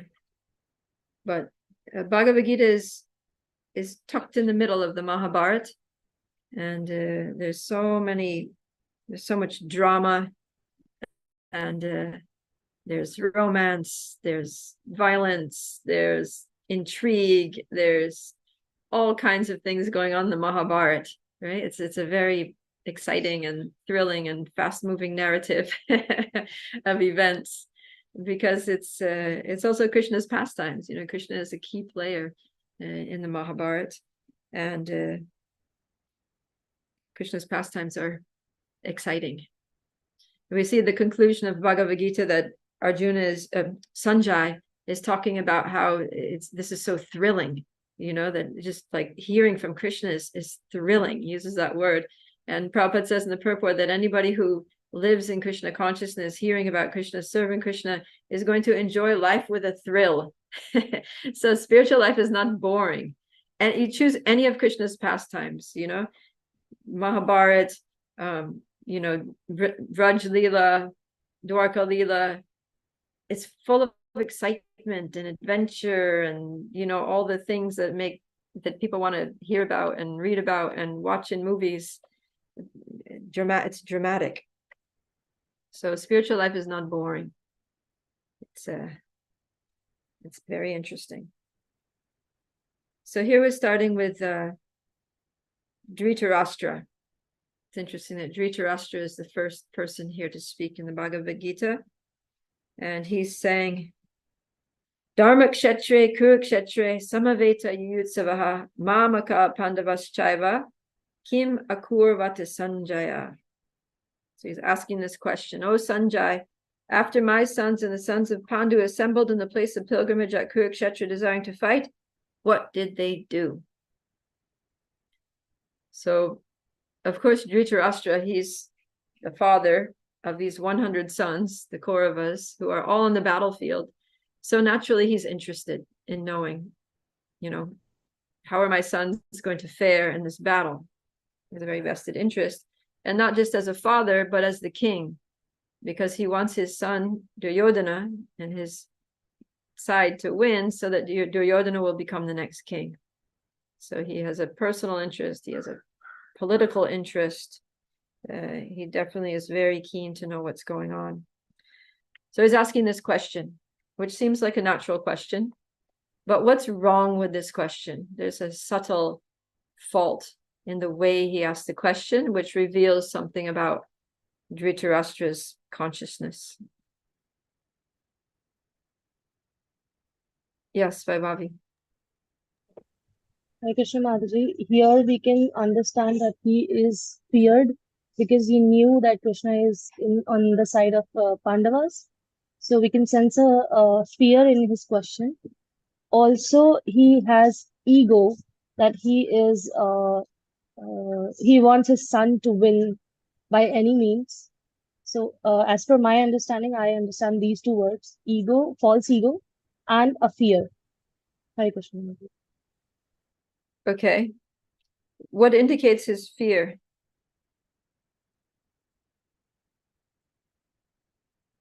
Or, okay, Pandit Gadadhar, do you want to say something? Maybe this will shed some light. Yes, Mataji. So here, the question which the trust posed automatically shows that he has divided his lineage in two parts. One is of Pandu and one is associated with himself. Though they fall under the same family lineage, but still his question iterates that he himself divided the dynasty in two parts. One was left with Pandu and one was left with Kauravas and all. Okay, so yeah, so this shows the false ego part, right? That it's I, me, and mine, and my family. But even so, he should have considered all them his family, because they were his family. They were all Kurus, right? This thing of Pandavas and Kauravas is artificial. They were all in the Kuru dynasty. They're all Kauravas. But it was Dhritarashtra who, says this thing of Mamakaha. That's the key word, Mamakaha. My sons, and then Pandavas. So he split it in these two groups. He should have never done that, especially since, even nowadays in India, cousins are also considered brothers. So the Pandavas and Kauravas were cousins. They should have all been considered brothers. They all grew up together in the same household, especially because Pandu died when the Pandavas were just small. They were taken care of, by Dhritarashtra and by, the same members, Vidura and Dronacharya. They were all together, learning and studying and eating and playing and doing everything together. They should have and Dhritarashtra should have accepted his brother's sons as his own sons in his absence. But it shows his miserly nature, his bodily concept of life, his material vision. And so he's separating the two parties. And that's the whole reason that this war is coming about, because from the very beginning, when Duryodhana started being envious of Bhima, especially, and all the Pandavas, he should have said, Duryodhana, these are your brothers. You shouldn't treat them like that. You shouldn't put poison in their food. You shouldn't, like from the very beginning, these things were going on. He should have punished him. He should have grounded him and kept a good eye on this demoniac child. And that, actually at the time of the birth of Dronacharya, the sages advised Dhritarashtra to just kill him immediately. He said all those bad omens were that the jackals were howling and all kinds of things were going on at the time of Duryodhana's birth. And the sages said, this child is going to be a menace. He's just going to be a big problem for the world. And he's going to cause the destruction of your dynasty. You should immediately kill him. But then they didn't, because they were too attached and all that. So, yeah. And it shows Dhritarashtra's very miserly nature, that even though he knew his son was bad, he still favored him. Why? Because he was his son. Yeah. Okay, Nishta, something else to add there? Mataji, the same thing really. He did not want a compromise between the cousins and brothers. He didn't want to compromise. Yeah, he wanted a war. He actually wanted a war. He didn't want them to come out by peace. And so that's why he was fearful. That's why he says Dharmak Kshetre, Kurik Kshetre. He was afraid that the influence of the Dharmak Kshetre, the dharmic influence of the place, would make them become peaceful. Oh, here we are in this beautiful holy place. There's so much history is here, so much piety is here. Let's just talk about things. Let's just try to come to a settlement, some kind of peaceful agreement. He didn't want that to happen. He actually wanted them to become angry and vicious and hate each other and kill each other. So, yeah, that's pretty rough. Okay. Let me just see something here.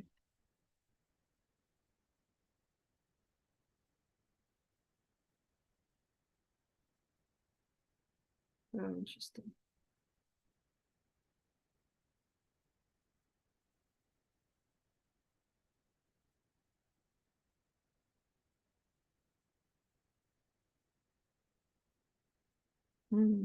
Yeah. Yeah, so this is an example of what comes up later in the Bhagavad Gita also is misplaced affection. That this affection is a very powerful thing. Love and affection and attachment that comes from it is one of the most powerful forces in this world. And we see that Dhritarashtra is victimized by his own affection. And he doesn't even care. His affection is so strong that he doesn't even care that that affection is going to be the cause of the annihilation of his whole dynasty. And we can see here also that his affection for his son, this extends to us too, that, people that we have very close relationships with, that we have a lot of affection for, they can have a strong influence on us. So even if your best friend wants you to do something, even if your best friend wants you to do something wrong, it's difficult to say no, even though you know it's wrong. So we need to be careful where we place our affection, because when we put our love and trust in people who have low moral standards, who have, low consciousness, then that can cause us to compromise our principles and get ourselves into trouble. And that's why, in Shastra, like Nectar of Instruction, we're advised to be very careful about our association. We need to, asat sanga tyag, we need to reject bad association, and we need to associate with devotees. So, it's all right if our friends challenge us, as long as those challenges make us better. So we need to always focus on this, because there's that saying, that tell me who your friends are and I'll tell you who you are. Because gradually we become like the people that we're close to. So if we want to have a good life, we need to hang out with good people. If we want to have a spiritual life, we need to hang out with spiritual people. If we want to be a devotee, we need to associate with devotees. Okay. We're going to run out of time now. Right about now. Maybe we can just look at text 2 and 3 here. So this is interesting because, what we see in these texts now is that Sanjay is talking about how he's beginning to answer Dhritarashtra's questions, that what did they do? What did his sons do? And what are the sons of Pandu doing over there?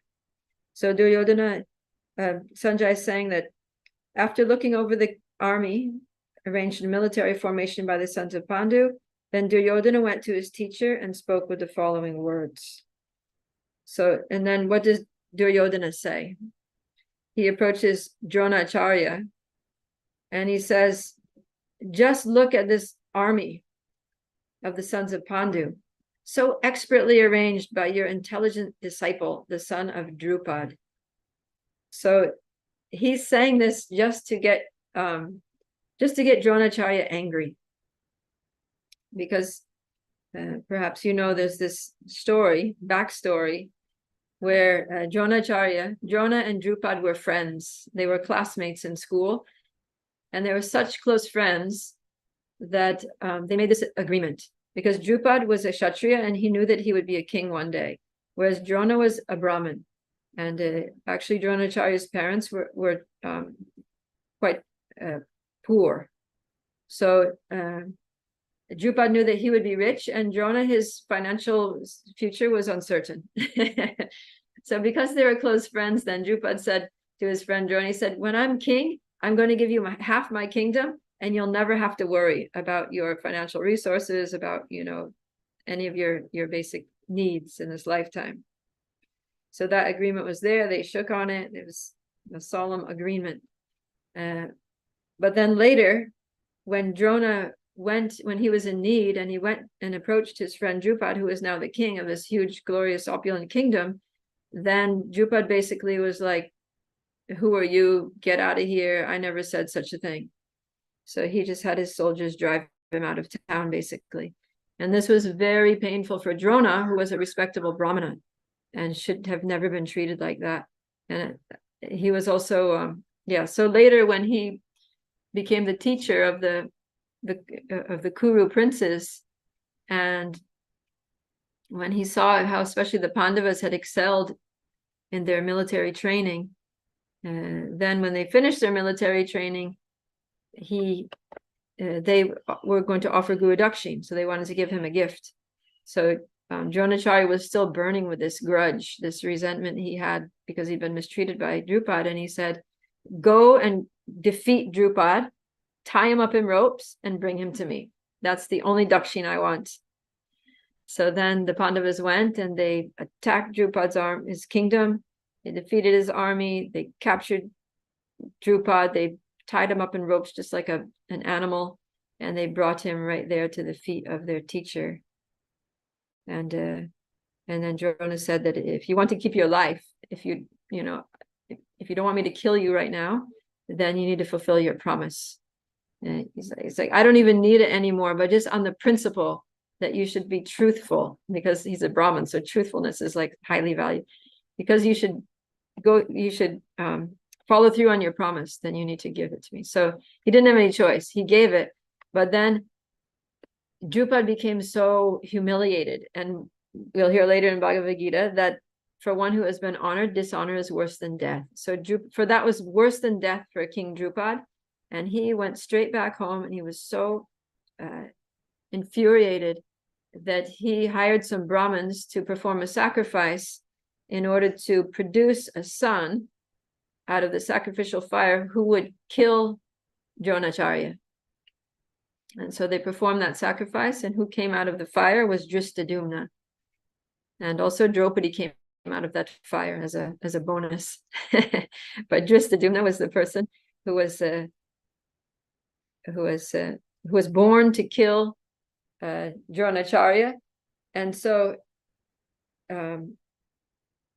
Duryodhana knew that, and so he's saying to Dronacharya, he's like, look, there on the other side is Dristadumna, that person who you trained, the son of Drupad, the son of your enemy, and you trained him, and now he's going to kill you. So basically he's indirectly calling Dronacharya a fool. Like, you're so stupid that you trained this man to kill you, and now there he is standing in front of you, and he's going to kill you. Like, can you understand like how stupid that was for you to do that? So so he's inciting Drona's anger that, no, I'll show you, I'm going to kill him, I'm going to kill all the Pandavas. And so this is it shows Duryodhana's diplomacy in a negative way. Like, diplomacy can also be a good thing, but also diplomacy can be a very manipulative thing. And so Duryodhana is very cunning and nasty, and he's taking advantage of this weakness, Dronacharya's weakness, which was his generosity in teaching any qualified student, and to try to push his buttons, and manipulate his feelings to make him do what he wants him to do. So yeah, people do this, and we also need to be careful about that. Okay. Let's see. I wanted to go on a little bit more, but our time's up. So let's we'll just finish here for today, because I want to stick to the time, and we'll pick this up tomorrow, and then we're going to get through the whole chapter tomorrow. But I think we can do that. It's fine. It'll be all right. Okay, Pandit Gadadhar Prabhu. Thank you, Mataji. Mataji, are there any verses that we need to reread before coming to class tomorrow? Yeah, you just finished read the whole chapter 1 with verses and purports. Okay. Yeah, thank you, Mataji. You can note down any questions there, and also you have your closed book assessment questions, right?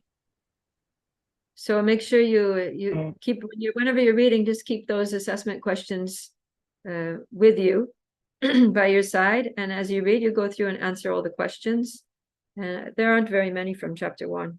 There's a lot from chapter 2, but it's a good habit that while you're reading, answer the questions and make note of any of the analogies, and that way you can be proactive and keep up on all these things. And then when it's time for the closed book test, then it's like you're prepared. You just need to go over the answers. Okay. All right, then. Oh, Nishta, did you want to say something? I just want to ask one question, just the question that you talked about. There were a few questions from chapter 1. Let's say while we are going through it and we come across a difficulty, can we discuss it in the class as well under a doubt segment? Say that again. I was just spacing out. Mataji, I said, as you stated, there are some questions mentioned there from each chapter. Let's say if there is some question where I find difficulty to go ahead with, can it be discussed under a doubt session? The closed book questions? Yes. Is it a possibility to discuss them, as in if you are having any difficulty to answer it while going through the chapter at that time? I mean, you can ask. Generally, the closed book questions are very literal. You know, if it's the same questions that I am familiar with from Bhakti Shastri, the answers are pretty much right there in the purports. All right, so if you're doing the reading, you should be able to be getting the answers. All right, thank you so much. Yeah, just don't ask me to answer your closed book assessment questions. You can surely will discuss not them offline with each other. Okay. All right then. Bhagavad Gita ki jai. Srila Prabhupada ki jai. Nitai Gaur Premanandi. Hari Hari Bol. See you all tomorrow, same time, same place. Hare Krishna. I guess Prabhupada Hare ki Krishna. Mataji ki jai. Thank you so much, Jai. Mataji. Thank you, Mataji. Hare Krishna. Pranam to all devotees.